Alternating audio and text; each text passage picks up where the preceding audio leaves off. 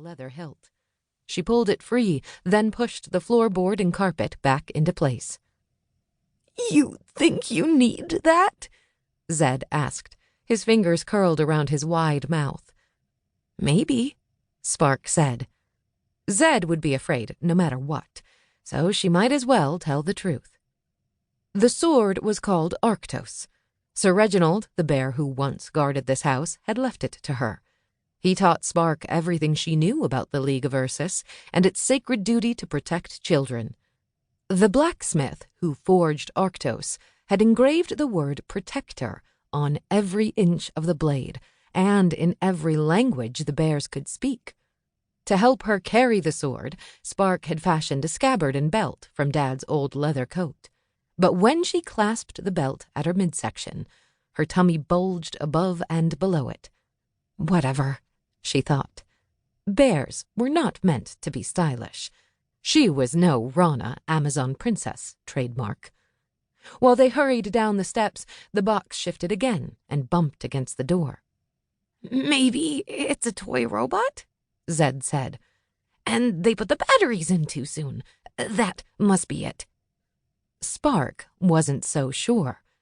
Matthew, the oldest child in the house, would turn 13 in a few months and had long since outgrown toy robots. His sister Loretta, a year younger, had never been interested in robots, unless they were in a movie. Spark knew Loretta better than anyone. She was Spark's Dusa, which was the word that bears used for their best friend, the child they watched over. Loretta was creative and smart and bold, but even more important, she was kind and loving. As Spark approached the front door, she began to worry that whatever waited on the other side had come for her Dusa. It wouldn't be the first time. Spark and Zed pressed their ears against the door. A faint sound vibrated through the wood, like mice scratching in the rafters. Spark lifted the brass mail slot.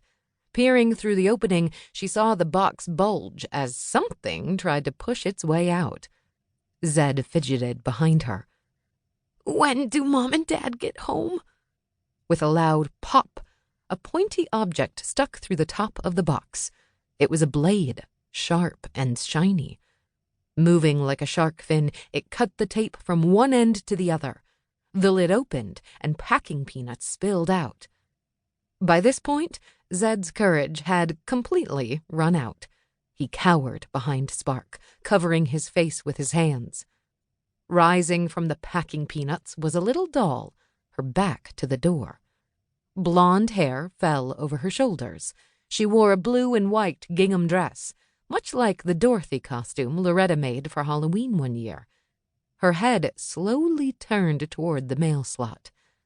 She had perfectly smooth cheeks, blue eyes to match her dress, and bright pink lips. There was a pocket knife in her right hand. Spark shut the mail slot. "What is it?" Zed asked. The words tumbled out. "It's the creepiest doll I've ever seen." "Oh, no." "And she's got a knife." Zed's hands dropped from his face. "What?"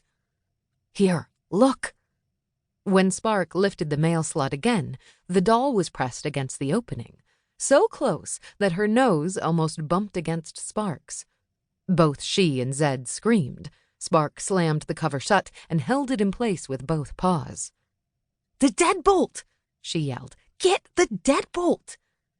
The doorknob began to turn. Zed climbed onto Spark's shoulders, jumped up, and slid the heavy-duty lock into place.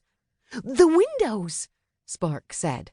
She pointed to the dining room, and Zed ran in, locking each one while Spark did the same in the den. She noticed the one near the corner was open a few inches.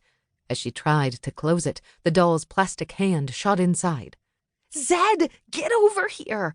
Spark shouted. The doll's expressionless face tapped against the glass, as if someone operated her like a puppet. Zed hopped onto the window frame, adding his weight. Spark pulled out her sword. When she raised the blade, the doll withdrew her hand. Once the window was shut, Spark flipped the lock. Still staring at them, the doll tested the glass with a tap of her plastic hand.